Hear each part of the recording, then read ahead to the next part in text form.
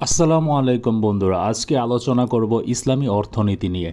ইসলামী অর্থনীতি হলো এমন একটি অর্থনৈতিক ব্যবস্থা যা আল্লাহর বিধান অনুযায়ী মানুষের অর্থনৈতিক কর্মকাণ্ড পরিচালিত হয়।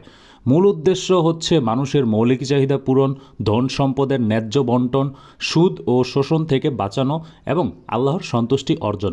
ইতিহাস: নবী করিম সাল্লাল্লাহু আলাইহি সাল্লাম এর যুগে ইসলামী অর্থনীতির বাস্তব প্রয়োগ শুরু হয়। জাকাত ব্যবস্থা চালু হয়, যুদ্ধলব্ধ সম্পদের গনিমত ন্যায্য বণ্টন করা হয়, বাণিজ্যের প্রতারণা, সুদ, কালোবাজারি নিষিদ্ধ করা হয়। খুলাফায়ে রাশিদিন যুগে অর্থনীতির শক্ত ভিত তৈরি হয়। হযরত উমর রাদিয়াল্লাহু তাআলা আনহু বাইতুল মাল, রাষ্ট্রীয় কোষাগার প্রতিষ্ঠা করেন। ভূমি কর, জিজিয়া, খরাজ, জাকাত, ফাই ইত্যাদি আয়ের উৎস নির্ধারিত হয়। উমাইয়া, আব্বাসীয় ও ওসমানীয় খিলাফত বিশাল ইসলামী অর্থনৈতিক ব্যবস্থা গড়ে ওঠে। ওয়াকফা ব্যবস্থা, অলাভজনক সম্পদদান বিস্তৃত হয়। ইসলামী বাণিজ্য বিশ্বজুড়ে ছড়িয়ে পড়ে। কোরআন হাদিসে ইসলামিক অর্থনীতি: সুদ, রিবা নিষিদ্ধ।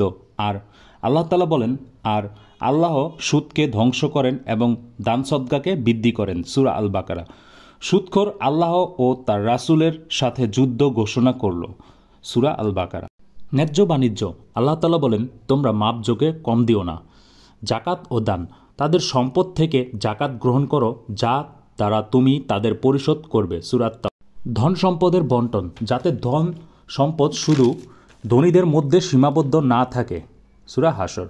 ইসলামী অর্থনীতির প্রধান শাখা: জাকাত ব্যবস্থা দরিদ্রদের অধিকার এবং সম্পদের বণ্টনের মূল হাতিয়ার। ওয়াকফ ব্যবস্থা: শিক্ষা, স্বাস্থ্য, মসজিদ, জনকল্যাণে সম্পদ স্থায়ীভাবে দান।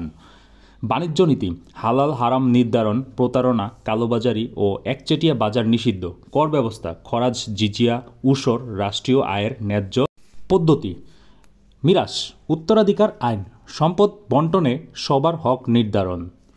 আধুনিক যুগে ইসলামী অর্থনীতির প্রয়োগ: ইসলামিক ব্যাংকিং: ইসলামিক ব্যাংকগুলো সুদ নেয় না, তারা এর পরিবর্তে লাভ লোকসান ভাগাভাগির ভিত্তিতে কাজ করে। উদাহরণ: মুদারাবা: এক পক্ষ টাকা দেবে, আরেক পক্ষ কাজ করবে, লাভ লোকসান ভাগাভাগি হবে। মুশারাকা: সবাই মিলে বিনিয়োগ করবে, লাভ লোকসান অনুপাতে ভাগ হবে। মুরাবাহ: ব্যাংক কোনো পণ্য কিনে গ্রাহকের কাছ থেকে কিস্তিতে বিক্রি করবে। বর্তমানে বাংলাদেশ, মালয়েশিয়া, সৌদি আরব, পাকিস্তান সহ ৮০টিরও বেশি দেশে ইসলামিক ব্যাংকিং চালু আছে। তাকাফুল: ইসলামিক বীমা। সাধারণ বীমায় সুদ, অনিশ্চয়তা আর জুয়া থাকে, তাই হারাম। ইসলামিক বিকল্প হলো তাকাফুল, পারস্পরিক সহযোগিতা ভিত্তিক ব্যবস্থা। সবাই মিলে ফান্ডে টাকা দেয়, কেউ ক্ষতিগ্রস্ত হলে যেখান থেকে সাহায্য করা হয়। ইসলামিক ক্যাপিটাল মার্কেট: পশ্চিমা স্টক মার্কেট সুদ ও হারাম ব্যবসা থাকে। ইসলামিক ক্যাপিটাল মার্কেটে শুধু হালাল কোম্পানি বিনিয়োগ করতে পারে। উদাহরণস্বরূপ সুকুক। সাধারণত বন্ডে সুদ থাকে, কিন্তু সুকুকে বাস্তব সম্পদের মালিকানা থাকে এবং লাভ বণ্টন করা হয়। ইসলামিক মাইক্রোফাইন্যান্স: দারিদ্রতা দূর করতে ছোট ছোট ঋণ দেওয়া হয়, কিন্তু সুদ ছাড়া। গ্রাম বাংলায় গরিব মানুষকে সুদমুক্ত ঋণ ও জাকাত ও ওয়াকফা দিয়ে সাহায্য করা হয়। ধন্যবাদ বন্ধুরা, এই ছিল ইসলামিক অর্থনীতি নিয়ে আলোচনা। সবাই ভালো থাকবেন, সুস্থ থাকবেন, আমার জন্য দোয়া করবেন, আর ভুল ত্রুটি হলে অবশ্যই ক্ষমার দৃষ্টিতে দেখবেন। আসসালামু আলাইকুম।